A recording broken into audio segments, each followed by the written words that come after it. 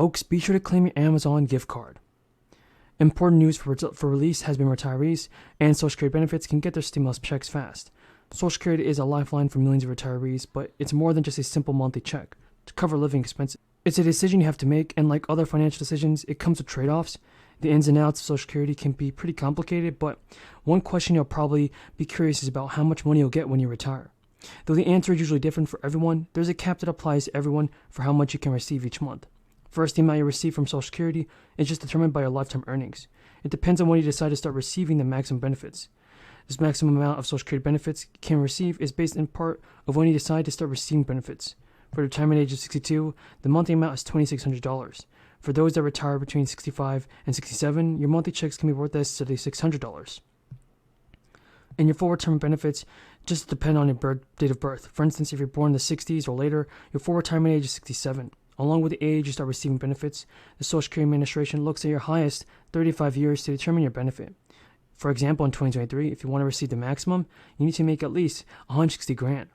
The maximum taxable amount changes every year, so it'll likely be different when you retire. For instance, folks, in 2023, according to a research from the Bureau of Economic Research, 90% of survey participants say they regretted taking Social Security too soon, which can be a big problem. And according to Motley Fool, a wide range of factors will influence when you choose to take Social Security, and depending on your personal needs, it can make sense to claim your benefits early. While the official Social Security cost of living adjustment won't be released until later this month, you can expect an increase of about 3% of 2024. The number is based on data from the CPIW. A 3% increase would raise the average payments from $1,800 to around $2,000. But next year's COLA is expected to be much smaller than the record-breaking 8% that we saw this year. The anticipated 3% increase for 2024 is still higher than average, but it's not enough when dealing with inflation and all the problems in the current state. Numbers from the CPI index for July and August help organizations like the Senior Citizens League predict the COLA ahead of time. Holding this very important hearing because we all recognize that Medicare as well as Social Security are very much a part of the social fabric of America, and they may be government programs, but they also interact with private sector retirement and health benefits as well. So it's not something that just government does, but private sector retirement and healthcare programs plan on interacting with it. Republicans want to preserve and strengthen this program for future generations. For decades, Medicare has provided. The path they have pursued to date will inevitably lead to a shutdown. Now, Speaker McCarthy wants to move a partisan CR that has no chance of becoming law. Why? Is he trying to help the country, or is he simply trying to appease the 30 most extreme members? Are finally ready to help out our seniors. In addition, everybody, a new summary of President Joe Biden's plan says the money will go to expand home and community-based services so more people could get health care. Another goal from Joe Biden will be to raise pay and benefits for all workers, and wages now average around $12 an hour. In addition, everybody, the proposal would permanently reauthorize a program with Medicaid that helps people move out of nursing homes and back into their communities. What do you think of Joe Biden? Do you approve of his work on stimulus checks and Social Security benefits? Let me know down in the comments. And if you guys believe that Joe Biden will send a fourth stimulus check this year, then let's get this video to 1,000 likes. Now remember, everybody, that during the campaign, Joe Biden ran on a platform that includes proposals to increase Social Security benefits while extending the program's solvencies. President Biden's Social Security platform included key benefit increases. Eligible workers would get a guaranteed minimum benefit equal to at least 125% of the federal poverty level. And people who have received benefits for at least 20 years would get a 5% bump. Widows and widowers could receive about 20% more per month. And Joe Biden also proposes changing the measurement for annual cost of living increases to the Consumer Price Index for the elderly, which can more closely track the expenses that retirees face. And to pay for the changes and extend the program's solvency, Biden would apply Social Security payroll taxes to those making $400,000 and up. Everybody, I definitely agree that Social Security benefits must be increased. Our politicians must do a better job in helping out our seniors. By the way, folks, how much do you think SSI benefits should be increased to? Leave your thoughts in the comments below. In addition, everybody, President Biden called for increasing Social Security checks by $200 per month during the crisis. And this idea has also been proposed by other politicians Two House Democrats have separately proposed putting an emergency cost of living adjustment in place, and this would bring next year's benefits increase up to 3% from 1.3%.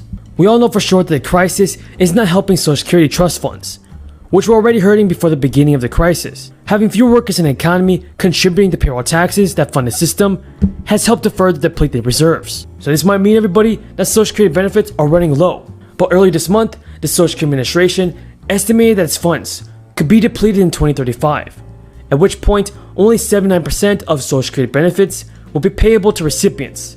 And this is terrible, and these estimates also do not take the crisis into account. Recent estimates from the Bipartisan Policy Center indicate that in the worst case scenario, Social Security benefits, SI and SDI benefits could all run out, making it the largest adjustment ever seen since 1981, when the adjustment was just 11%.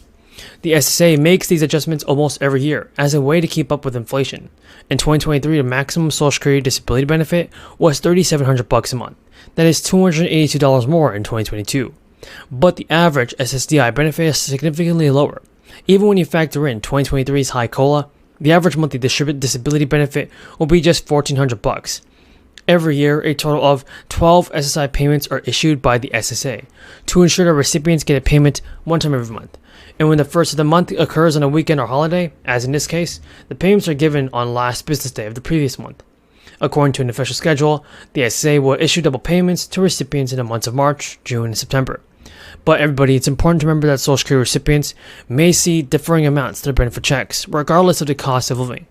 Depending on the primary insurance amount, some Social Security checks can be higher or lower than the 8.7% increase. And according to the SSA, the primary insurance amount is the benefit a person will receive if they start receiving retirement benefits at the normal retirement age. At the age, their benefit is neither reduced for early retirement nor increased for delayed retirement. Overall, this means that the COLA is applied to your primary insurance amount and not what you're currently receiving in benefits. Social Security still faces a deadline, after which the program will no longer be able to pay full benefits. If Congress doesn't act soon, in 2035, according to the program's trustees, just 80% of benefits will be payable. And House Democrats of Connecticut and Washington have teamed up to bring a bill to the floor and expand Social Security's COLA again.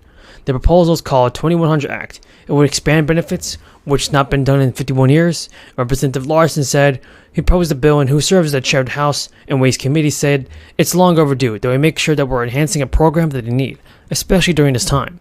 Advocates for expanding Social Security benefits have diminished over time, and according to analysis, Social Security benefits have lost 40% of their buying power since 2000. Pramila Jayapal, who serves as the Progressive Caucus, urged action to be taken fast. And the latest Social Security bill put forward by Larson seeks to enhance Social Security benefits in multiple ways. It calls for increasing the checks by about 2% of the average benefit. At the same time, it would help out so many people. This is an important hearing, and I want to thank everybody for being here. The truth is that corporate greed is nothing new.